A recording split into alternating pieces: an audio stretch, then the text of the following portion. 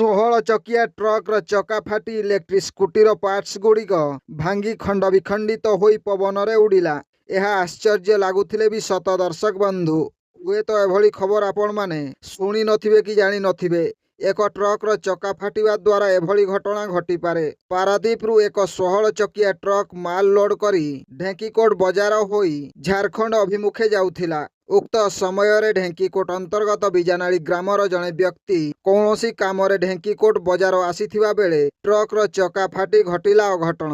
ଟ୍ରକ୍ର ଚକା ଫାଟିବା ଦ୍ୱାରା ଇଲେକ୍ଟ୍ରିକ୍ ସ୍କୁଟିର ସମ୍ମୁଖ ଭାଗ ସମ୍ପୂର୍ଣ୍ଣ ନଷ୍ଟ ହୋଇଯାଇଛି। ସ୍କୁଟିର ପାର୍ଟସ୍ ଗୁଡ଼ିକ ଭାଙ୍ଗି ରାସ୍ତା ଉପରେ ଏପଟ ସେପଟ ହୋଇ ଛିଟିକି ପଡ଼ିଥିଲା। ଟ୍ରକ୍ର ଚକା ଫାଟିବା ବେଳେ ସ୍କୁଟିଟି ସମ୍ମୁଖରେ ଥିଲା, ଫଳରେ ସ୍କୁଟିର ସମ୍ମୁଖ ଭାଗ ସମ୍ପୂର୍ଣ୍ଣ ନଷ୍ଟ ହୋଇଯାଇଛି। ବଡ଼ କଥା ହେଲା, ଏହି ଅକସ୍ମାତ୍ ଦୁର୍ଘଟଣାରେ କୌଣସି ବ୍ୟକ୍ତି ଆହତ ହୋଇନଥିବା ଜଣାପଡ଼ିଛି।